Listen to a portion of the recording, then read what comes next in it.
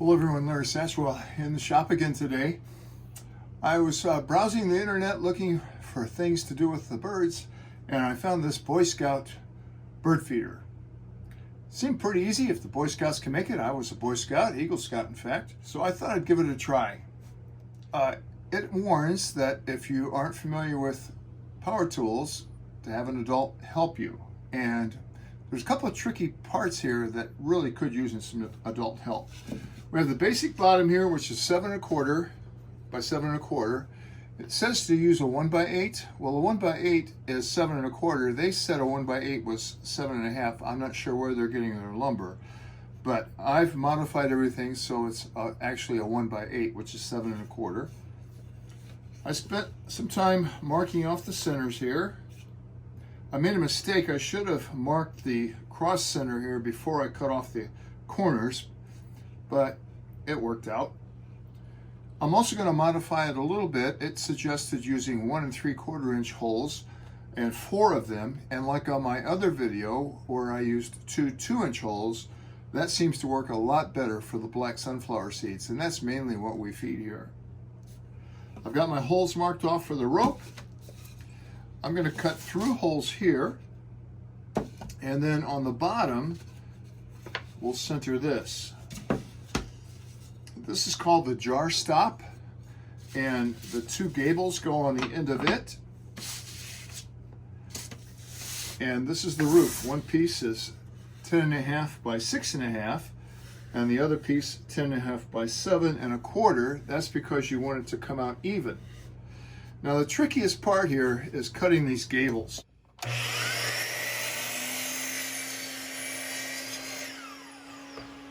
That's the hardest part of this build. Everything else is pretty straightforward. And if I were doing this with kids, I would do it with a handsaw, definitely. So let's get some holes cut, and time for some assembly. First thing I'm going to do though, I think I'm going to assemble the gables. So I found the center line on this gable, and I found this piece is actually 3½ inches. I found the center line on it. This was about 7 inches across on this piece of scrap I had. So I did 3½ on each side, and that gives me a nice center line there. So I know where to drill the holes. I'm going to outline this, and I'll drill these first holes from the inside. I'll be using 1 1/4 inch outdoor screws.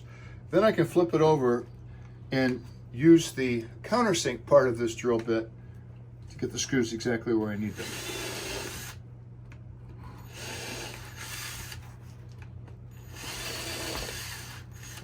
And I'll repeat that on both sides.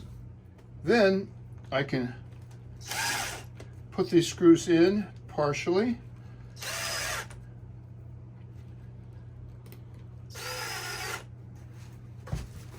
So that they come out the other side. Square it up where it was, and compress those 2 together. Now this is cypress, so it's really easy to find the holes. I'm not going to glue this on here. This is a cross grain situation, and if I glued it, one of these is going to crack. I think the screws will hold it enough so that that's not going to happen. So I can line up my screws a little bit in those holes and drill them in. So now that I have the gable put together, I'm going to come in 1½ inches on each side, and I'll mark where those lines go.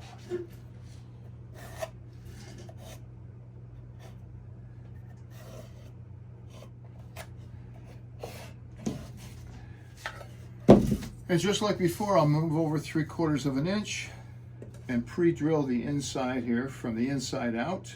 And again, this is a cross situation, so no glue.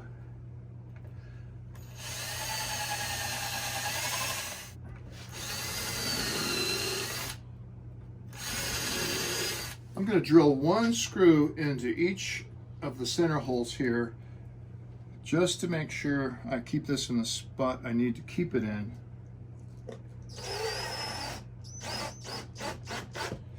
By drilling in the center, it's the least likely spot to split.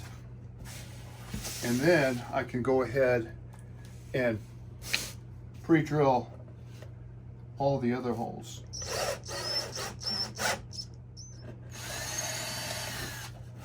Especially important to pre-drill these holes down towards the bottom. They could easily split out. So this is the last screw.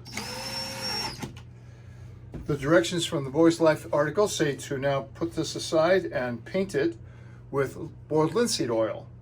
Well, I'm using cypress, so I'm not going to paint it with boiled linseed oil. I'm going to let it turn gray naturally. And that's what the inside should look like. So now let's address what I will call the bottom or the false bottom. Need to drill two 2-inch holes here. And you can use a Forstner bit or a hole saw. Forstner bits can be a bit tricky if you're not using them in a drill press. But we'll see.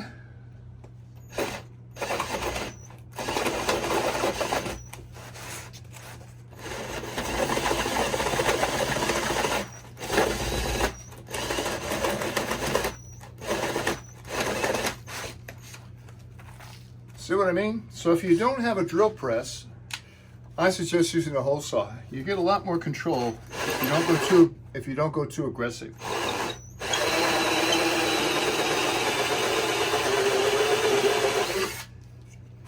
Now the secret of getting the wood out, or one of the secrets I like to do, is go halfway through and then come in from the other side.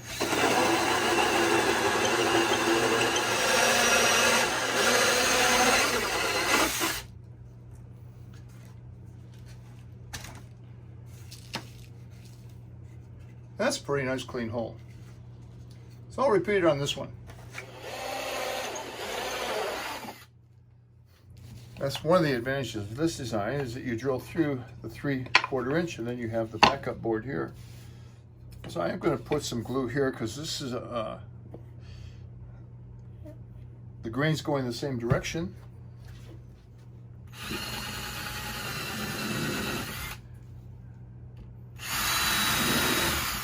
Here for the hold glue.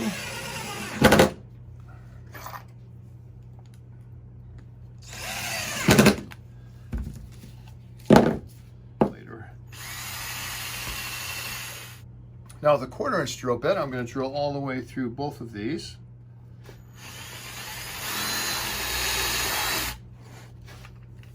And while I've got the drill out, the plans I believe call for a 1/4 inch dowel. I don't have any 1/4 inch dowels right now, so I'm going to use a 3/8 inch dowel. I've got this marked off at 1 inch, and they are in the center of each one.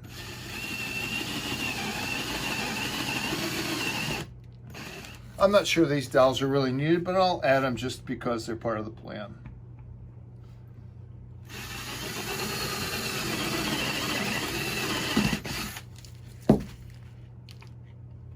And before I put those dowels in, I'm going to try to establish where the holes go for the top here.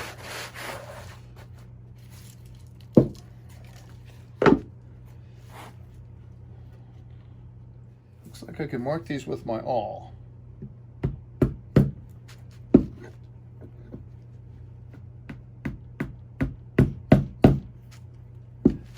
All right, they're marked, but I need a little bit more of a starter hole, so I'm going to punch the awl in there a little bit further.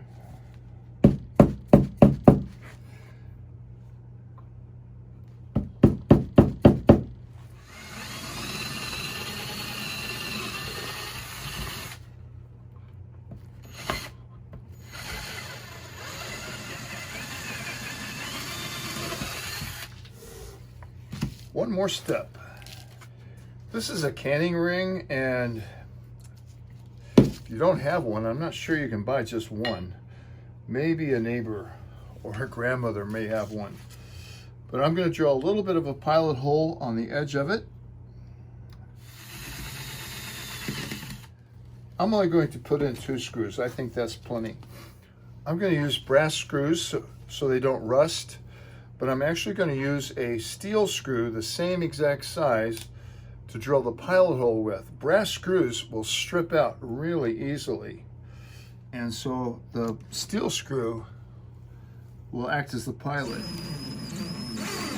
And then I can drill the brass screw in with no problem. Time for the paracord. On all of my bird feeders, I like to put a clip on them so we can take them down and clean them as needed. This one called for 2 3-foot lengths of paracord, and I'm going to take it down through the top first.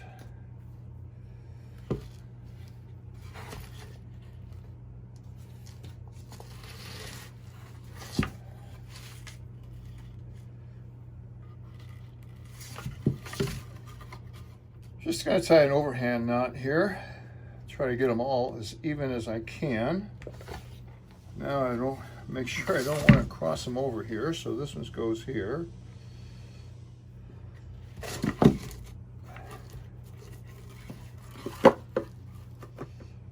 All right, then it wants you to, once you have them all level like that,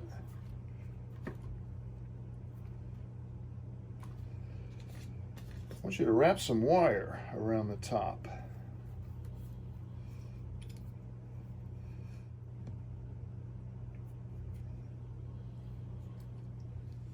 You know, I bet you thought I forgot about the dowels.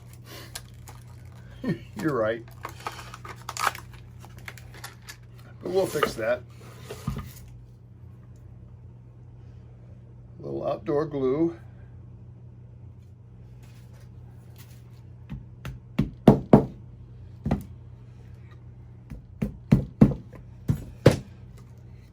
I found this old canning jar in and amongst our other canning jars. It probably came from one of our grandparents or aunts or uncles. We'll fill this full of seed. Well, if you make this, I would suggest you use 4 feet of rope instead of 3. This is a tight fit.